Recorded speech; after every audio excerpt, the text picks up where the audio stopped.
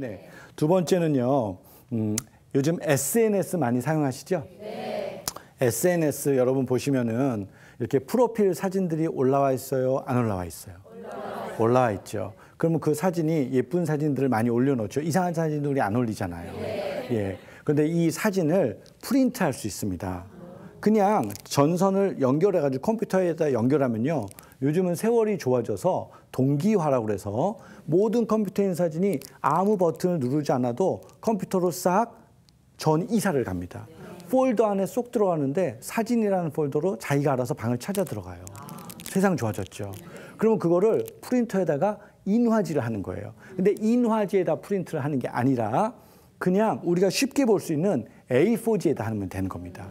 A4지는 어디서 나요? 회사에서 훔치면 되는 거죠. 네. 부장님 가시고 나면 박스채로 훔치면 됩니다. 예. 그래가지고 이분이 프린트를 한 거예요. A4지에다가. 왜? 인화지에다 하잖아요. 그러면 사내 만에 하다 다 때려칩니다. 그 다음에 너무 사진 같아서 맞대가리가 없는 거야. 예. 근데 A4지에다 하면은 어떻게 되느냐? 약간 흐릿하게 나옵니다. 이렇게 약간 흐릿하게. 그러니까 이게 영화의 스틸 컷 같기도 하고 어떤 포스터 같기도 한 거예요. 그래가지고 액자는 어디서 사느냐? 우리 주변에서 볼 수 있는 그런 이제 간단한 사는 데 아시죠? 1,000원짜리, 1,500원짜리 이렇게 사는 데 있잖아요. 예, 이런 데 가서 이걸 사는 겁니다. 그래서 딱 넣어서 포장을 잘해야 됩니다. 왜냐? 작은 선물을 잘못 주면요. 허접해져 버립니다. 그래서 1,000원짜리 샤프나 이런 액자들 작은 선물 줄 때 더 세련되게 포장을 하는 거죠. 포장은 빨간색 포장지에 금색 리본을 두르는 거예요. 디테일하죠? 다른 건 하지 않으셨으면 좋겠습니다. 빨간색 포장지에 금색 리본 또는 금색 포장지에 빨간 리본.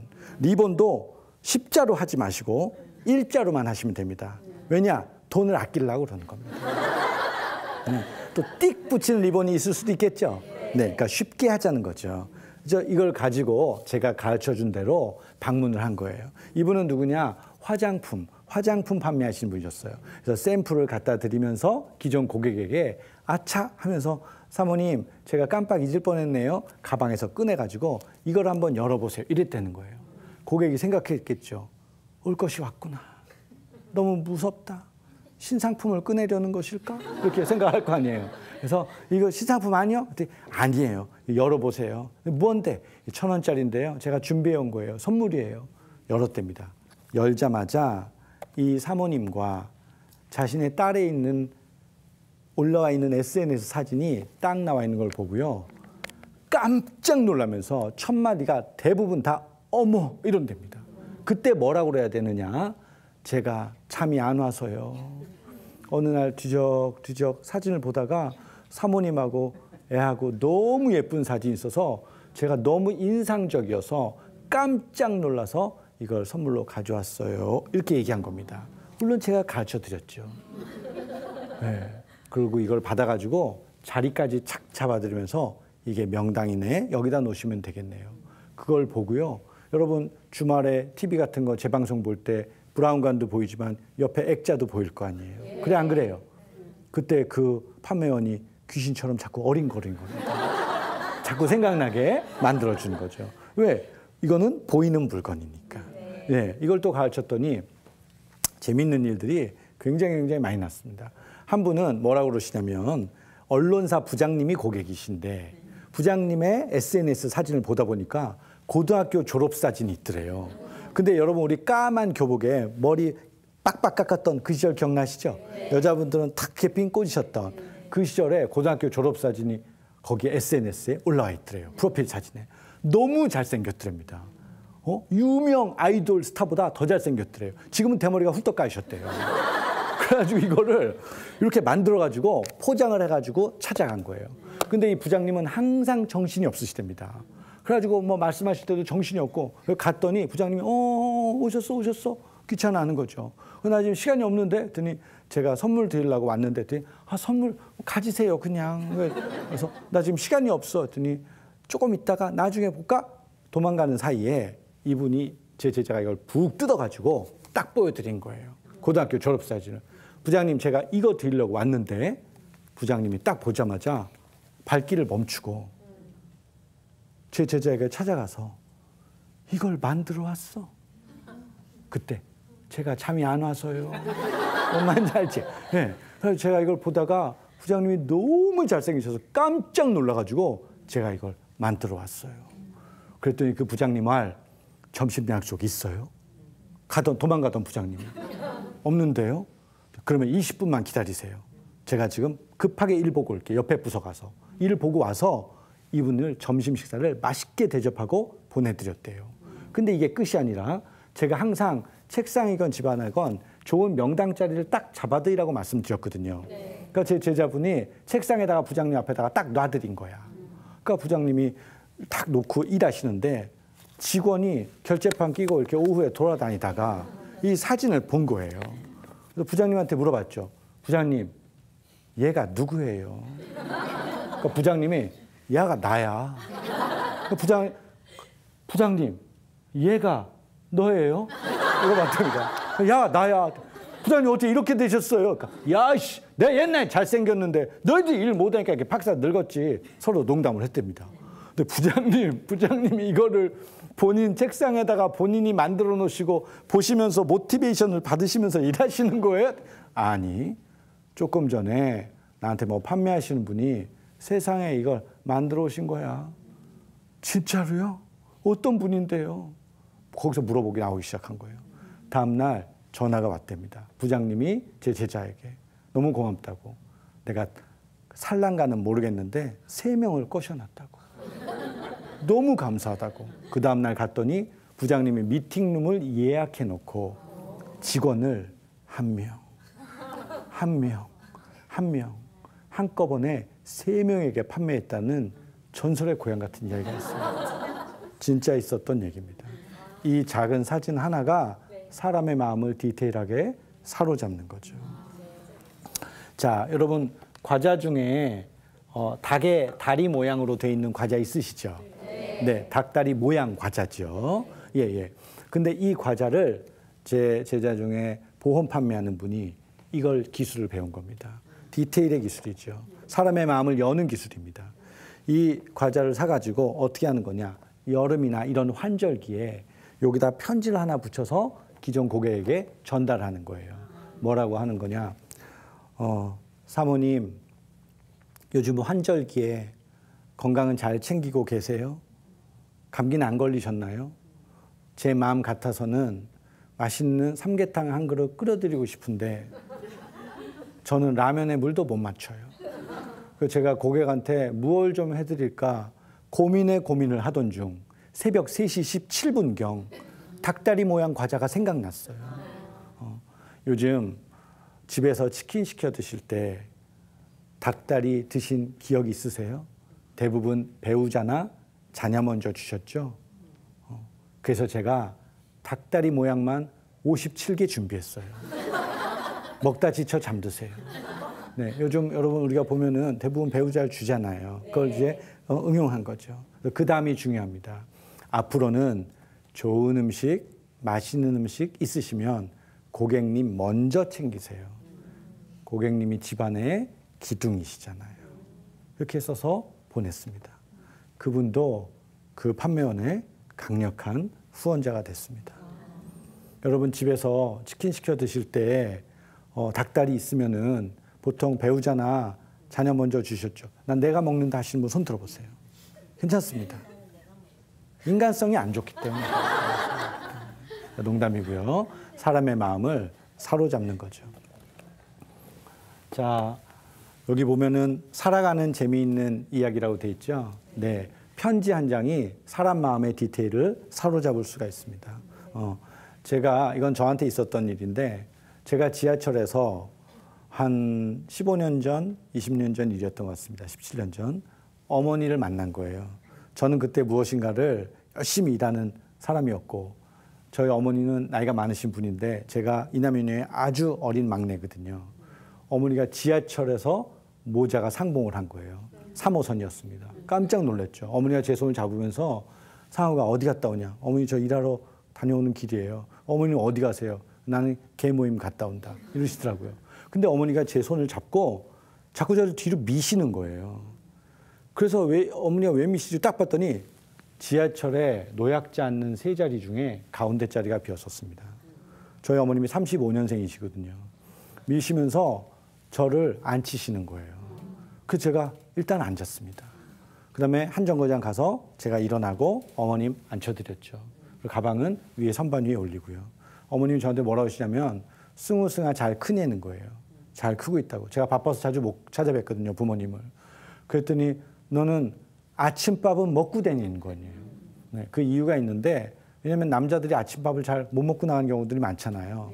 또 저희 집사람도 저혈압이 있어서 아침에 일어나기가 좀 힘들어하거든요. 그러니까 시댁에 한 1년 살 때 그걸 어머님이 지켜보셨을 거 아니에요. 그러니까 그 말에는 이유가 있죠. 우리 아들이 아침밥을 먹고 다니나. 아침밥을 먹고 다녀서 제가 무조건 네, 아침밥 먹고 다닙니다. 이렇게 얘기했어요. 그때 안 믿으시더라고요. 나는 모르겠다. 네가 아침밥을 먹고 다니는지. 야 이놈아, 지금 여름인데 아무거나 찬 거 먹지 말고 잘못하면은 여름에 찬 거를 잘못 먹으면 배탈이 나잖아요. 대장균 같은데 그런 거 먹지 말고 펄펄 끓인 거 먹고 다녀 이놈아. 갑자기 오랜만에 만난 어머님이 저한테 막 짜증을 내시는 거예요. 그래서 알겠습니다 어머니 걱정하지 마세요. 이제 노인이시니까 염려가 많으시잖아요. 그래가지고 제가 압구정역에서 내릴 때가 됐습니다.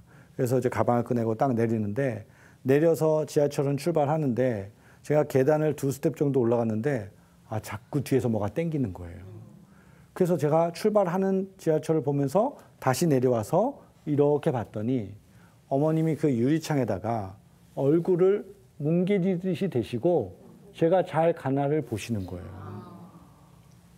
근데 별로 마음이 안 좋더라고요. 그래서 이제 그날 무슨 생각이 번뜩 났냐면 그 당시가 저희 애들 이제 유치원을 보낼 텐데요. 유치원도 영어 유치원은 좀 비쌉니다. 근데 좀 영어 유치원을 무리해서 보내게 된 거예요. 근데 3개월마다 한 번씩 유치원 비용을 결제해야 되는데 결제할 시즌이 돌아왔는데 돈이 없는 거예요. 여러분 살다 보면 그럴 수도 있죠. 그러니까 제가 그때 돈 걱정을 하고 있었습니다. 근데 제가 그때 무슨 생각이 들었냐면 그 어머니를 만난 날 옛날로 기억이 싹 넘어간 거예요. 제가 초등학교 저학년 시절에 저희 집에 그림이 많았는데 방학 때 자고 딱 일어나니까 그림 하나가 없어진 거예요. 아무 생각 없이 초등학교 저학년이니까 엄마 그림 어디 갔어? 초등학교 저학년이니까 어머니가 뭐라 그러시는데 뭐 저는 아무 생각이 없었죠. 고등학교 때 알았습니다. 어머님이 저희 형제들 학비 되려고 학원비 되려고 그 그림을 팔으신 거예요. 고등학교 때 제가 그 사실을 알게 됐는데 그때도 철딱서니가 없으니까 저는 뭐 그런 거에 관심도 없었죠. 근데 제가 부모가 돼서 내 애들의 학비 때문에 절절 매고 있을 때 어머니랑 헤어지는 그날 그게 생각이 나는 거예요. 그 집에 돌아왔는데 우리 작은 애가 치킨을 먹고 있는 거예요. 집사람은 앞집에 놀러 갔고. 근데 이상하게 밉더라고요. 나는 부모님한테 받기만 했는데 지금 해드리는 거 하나도 없고 그랬는데 옛날 우리 부모님이 그림까지 팔아가지고 우리 형제들 키우고 이러셨는데 나는 뭐 했나? 나는 내 새끼들한테만 너무 집중하지 않았나? 치킨을 먹을 거인데 너무 밉더라고요. 그래서 집사람도 없고 그래서 근데 또 미운 짓 할 때가 있잖아요. 애들이 갑자기 그때 미운 짓을 하는 거예요. 그래서 그 치킨으로 머리를 탁 때렸어요. 제가. 근데 얘가 당황한 거죠. 아픈 게 아니라 당황한 거야 지금. 이게 무슨 시츄에이션이 그러고 꼬맹이가 막 울기 시작한 거예요. 그 치킨 입에 물고. 그때 집사람이 문을 열고 들어왔습니다. 그 사실을 본 거죠. 지금 무슨 짓을 했냐요. 그러니까 아빠가 치킨으로 머리를 때렸다고. 그 집사람은 왜 그랬냐는 거예요. 그래서 내가 거기서 우리 어머니를 지하철에서 만났는데 그렇게 말할 수가 없잖아요. 그래서 내가 그냥 무조건 잘못했다고 그랬습니다. 그랬더니 요단강 건너가 주님 만나고 싶냐고 또 그러더라고요. 무조건 싹싹 빌었죠. 예, 제 마음에 뭐가 있었죠. 그 주 토요일에 제가 이 내용을 한 장의 편지로 만들어서 써가지고 월요일 날 출근해서 제가 모시는 클라이언트 고객들에게 보낼 작정을 한 거예요. 내가 어머니를 지하철에서 만났는데 35년생 어머니가 아들을 안 치더라. 밥은 잘 아침은 챙겨 먹냐고 물어보시더라. 얼굴이 뭉개질 정도로 유리창에 대시더라. 그런데 그런 분이 옛날에 그림을 팔아가지고 우리 형제들 했던 생각이 나는데 내가 내 애들의 학비를 대려니까 돈이 없는 그 생각이 오버랩이 돼서 그런 생각이 들었다. 주말에 어머니한테 부모님한테 전화 한번 하루 되는 시간 되셨으면 좋겠습니다. 그냥 이렇게 내 상념을 적어가지고 써서 보낸 거예요. 근데 월요일 날 토요일 날 적어서 월요일 날 출근해서 보내려니까 못 보내겠는 거예요. 여러분 밤에 연애 편지 쓰시고 아침에 본 적 있어요? 나 미친 거 아니야? 이런 생각이 들 때가 있잖아요. 감정에. 예, 근데 그냥 보냈습니다. 완전 초대박이었습니다. 어떻게 이런 걸 써보내? 자기도 부모님한테 그렇다는 거예요. 진짜로 이걸 받은 많은 분들이 저의 팬이 되어 주셨습니다. 자, 여러분 이런 식으로 부모님에게는 돈이 없을 때 작은 견과류를 포장해서 비닐에다가 5가지 견과류를 섞어서 하루에 하나씩 드시게 30일치를 포장해서 드릴 수도 있거든요. 그러면은 예를 들어서 이렇게 포장이 되죠. 2박스를 부모님한테 하나씩 드리는데 비용은 정확하게 35,000원이 들어갑니다. 네. 35,000원으로 부모님께 뭘 해드릴 수가 있겠어요. 하지만 부모님이 이걸 하나씩 드시면서 얼마나 자녀한테 고마워하시고 뿌듯해 하시겠어요. 주의할 점은 딱딱한 걸 보내면 부모님 이빨이 다 멍창 나가신다는 걸 주의하셔야 됩니다. 네. 그래서 이런 작은 견과류. 또 제가 지점장일 때는 저희 팀장과 약간 핀트가 안 맞는 팀장님이 계셨어요. 그럴 때는 제가 그 전날, 생일 전날 장을 5만 원어치 봤었습니다. 그래서 미역과 조그만 맛만 낼 정도의 소고기와 그다음에 약간의 장을 봐서 케이크는 사가지 않고요. 그 전날 집에다가 사모님께 전달을 한 거예요. 당일날 알고 나서는 저랑 관계가 완전히 좋아졌습니다. 관계의 디테일이죠. 여러분 저도 한 가장으로서 2008년에 사업을 시작했는데요. 그때 어려웠습니다. 빚만 가지고 있었고요. 꿈만 가지고 있었어요. 그런데 내가 가지고 있는 이런 디테일들로 어떻게 사람들에게 많이 알릴까? 또 그런 걸 알게 돼서 그분들이 디테일로 비즈니스에서 어떻게 생각할까? 어떻게 성공할까를 많은 분들에게 전달하는 일을 시작하게 됐습니다. 다행히 이런 것들이 잘 진행되어져서 많은 분들이 비즈니스에서 성공하시고 또 관계에서 좋은 관계가 맺으셨다고 이야기해 주시더라고요. 여러분 디테일의 힘은요. 써져 있는 것처럼 절대 사소하지 않습니다. 한 기업을 망가뜨릴 수도 있고 흥하게 할 수도 있습니다. 사람의 관계를 끊어버릴 수도 있고 한순간에 좋게 할 수도 있습니다. 디테일의 힘은 절대적으로 크고 위대합니다. 환경에 우리가 지배당하지 말고 환경을 컨트롤할 수 있는 사람이 되어야 됩니다. 온도계는 온도에 따라서 높고 낮음을 표시할 뿐이에요. 하지만 우리가 온도 집에 있는 조절계는 집이 추우면 따뜻하게 할 수 있고 집이 더우면 시원하게도 할 수 있습니다. 맞죠? 네. 우리는 온도계가 되지 말고 온도 조절계가 되어서 환경에 지배받지 말고 내가 환경을 극복하고 이기는 사람이 되어야 되지 않을까요? 네. 예, 오늘 배우신 이런 디테일의 힘으로 여러분의 인생을 조절하고 또 사람과의 관계를 증진시키고 여러분의 인생을 행복하기만 해도 아까운 여러분의 인생을 정말 행복하게 만들어 나가시기를 소망합니다. 감사합니다.